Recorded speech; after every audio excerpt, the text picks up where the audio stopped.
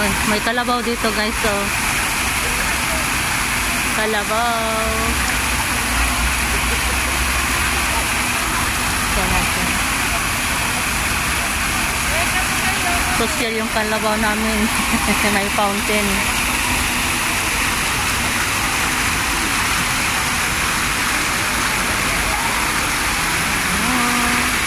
Dito ako sa Central, sa IFC guys. Malapit sa IFC Mall. Dito maraming mga Pilipina din dito nagtatambay. Ayan o, IFC Mall. Yung pinakamataas na building noon. Yun, pinakamataas yan noon. Pero ngayon, ang ICC building na ang pinakamataas. Doon, malapit sa amin.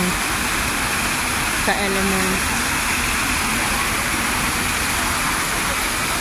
Ganito guys, holiday ngayon dito ngayon. National Day kasi ngayon guys dito sa Hong Kong.